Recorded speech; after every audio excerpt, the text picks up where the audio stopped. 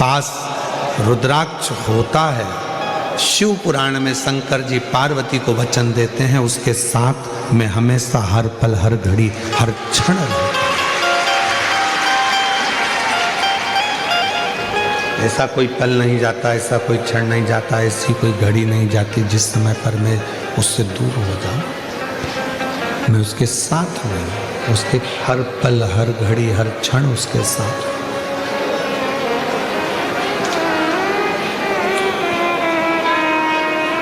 एक क्षण भी मैं उसका खाली नहीं जाने देता, हर क्षण में उसके साथ में। इसलिए शिव महापुराण की कथा कहती है कि अपने गले में रुद्राक्ष का होना बहुत जरूरी है।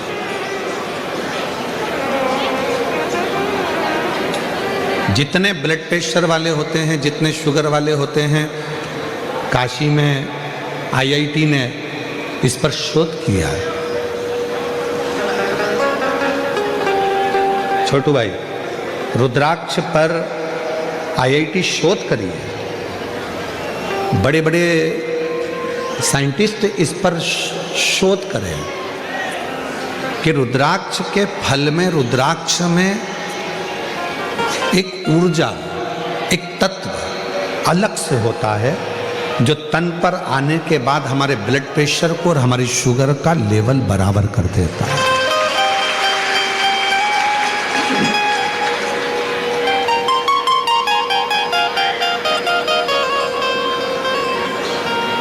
वो हमारे शुगर के लेवल को बराबर कर देता है, बराबर।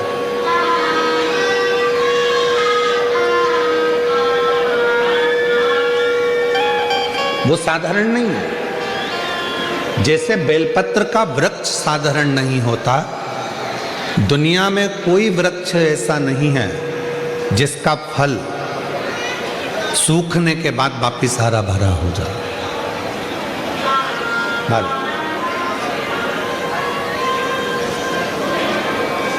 दुनिया में केवल एक बेलपत्री का वृक्ष ऐसा है जिसका बेल का फल बेल के पेड़ में लगा लगा यदि सूख भी जाता है तो सूखने के बाद बेल वृक्ष उसको वापिस ताजा कर देता है, हरा कर देता है और वापिस वो भर जाता है। केवल एक बेल का पेड़, बेल वृक्ष केवल ऐसा है जिसका फल पुनः वापिस ताजा हो जाता। अगर किसी ने फल को नहीं तोड़ा, वो फल लगा हुआ और उस फल को, लगे हुए फल को कोई नहीं तोड़ रहा है तो वो फल लगा लगा लगा लगा लगा लगा वापिस ताजा हो जाएगा, वापिस निर्मल हो जाएगा।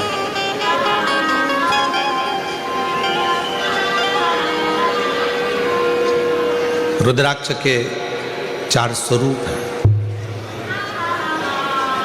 सफेद, लाल, पीला और श्याम।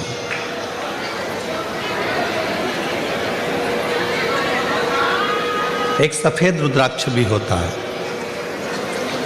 एक लाल रुद्राक्ष भी होता है, एक पीला रुद्राक्ष भी होता है, एक सफेद रुद्राक्ष भी होता है।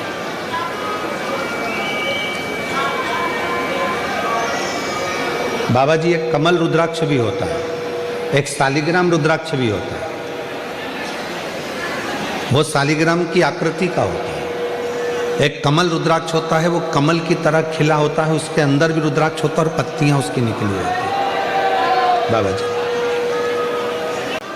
और जितने रुद्राक्ष होते हैं, एक मुखी से लेकर 14 मुखी तक शिव पुराण में वर्णन है और एक मुखी से 21 मुखी तक स्कंद पुराण में वर्णन है।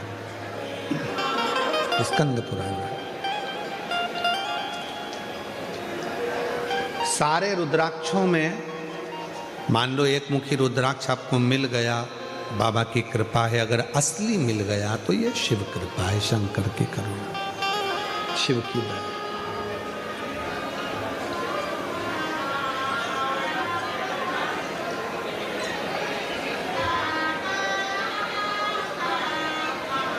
पर संपूर्ण रोग, संपूर्ण दुख, संपूर्ण तकलीफ, संपूर्ण बीमारी, संपूर्ण कष्ट, संपूर्ण समस्या का हल करने के लिए 2 रुद्राक्षों का महत्व कहा है।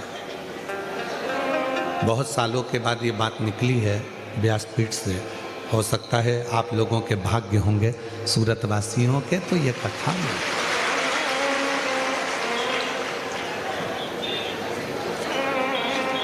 दो रुद्राक्ष ऐसे होते हैं जो संपूर्ण बीमारी के लिए, रोग के लिए, तकलीफ के लिए, कष्ट के लिए, दुख के लिए निवारण का कार्य करते हैं।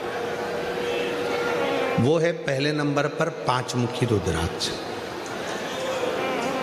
क्यों? शिव पंचानंद है। भगवान शंकर का एक मुख अघोर मुख है। अघोर मुख, अघोर मुख का मतलब है कि उनको क्रोध नहीं आता। अघोर मुख का मतलब है कि वो शांत स्वरूप हैं। कर्पूर घोरम करुणा तारम कहते हैं। कुबेरेश्वर धाम पर अभी इतनी व्यवस्थाएं तो नहीं है, पर धीरे धीरे धीरे धीरे व्यवस्थाएं हो रही हैं, चल रही हैं। पर जब भी आप कुबेरेश्वर धाम पर जाते हैं, बट वृक्ष की छांव में 2 मिनट बैठकर बाबा को अपने मन का भाव कहते हो, हृदय से प्रार्थना करते। कंकर शंकर 5 कंकर बीन कर पूजन करते हो, एक कंकर लेकर अपने घर को आते हो, उसको अपने दिल की बात कहकर वो सुनता है।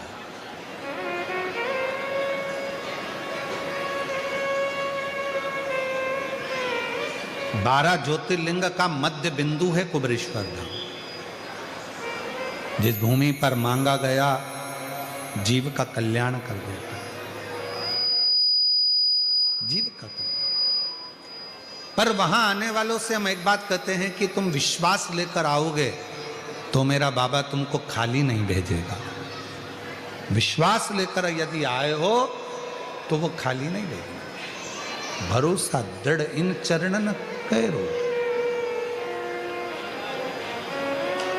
समय आया, तारकासुर के प्राणों को षडानंद कार्तिकेय जी ने हर लिया और तारकासुर के प्राण चले गए। तो तारकासुर के 3 बेटे हैं, तारकाक्ष, विदुम्माली और कमलाक्ष। इन तीनों का संहार भी भगवान शिव ने पशुपति नाथ रूप रखकर किया। पशुपति नाथ रूप,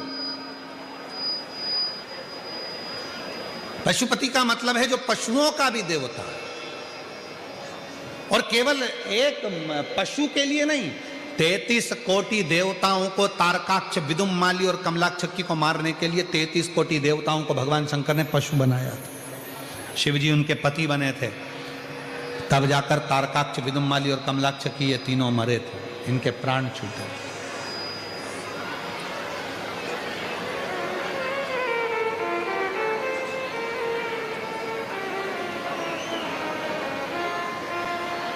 तत्व देखिएगा।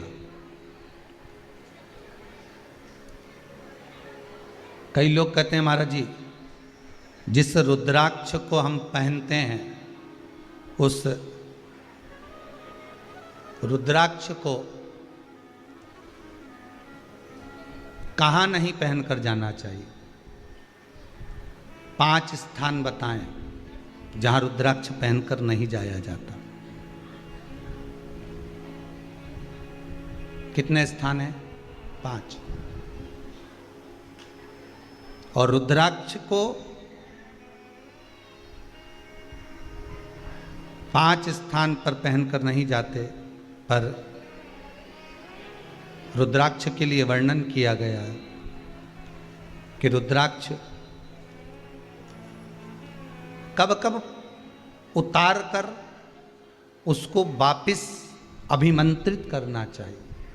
5 जगह पहनकर नहीं जाना चाहिए और रुद्राक्ष को अभिमंत्रित करना मतलब सीधा अमावस्या के दिन, पूर्णिमा के दिन, शिवरात्रि के दिन, श्रावण महीने के सोमवार को, प्रदोष के दिन,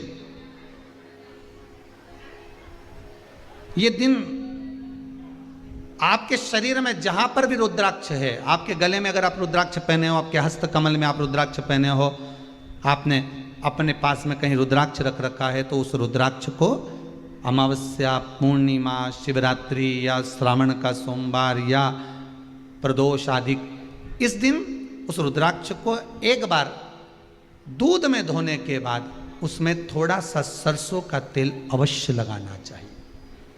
क्या होगा उससे? उससे होगा क्या? शिव महापुराण की कथा कहती है, महाराज रुद्राक्ष को दूध में धोने के बाद, स्नान कराने के बाद जल से स्नान कराया, थोड़ा सा सरसों का तेल लगा दिया। महाराज क्या मिलता है उससे? तो कहा उस रुद्राक्ष में बल प्राप्त होता। कौन सा बल? जो शरीर के अंदर बीमारियां बढ़ती हैं, उस बीमारी को वो रुद्राक्ष धीरे धीरे समाप्त करना प्रारंभ कर देता। पर एक और चीज याद रखना, जिस रुद्राक्ष के पानी को आप बीमारी के समय पर गलाकर पीते हो, उसमें सरसों का तेल नहीं लगाना।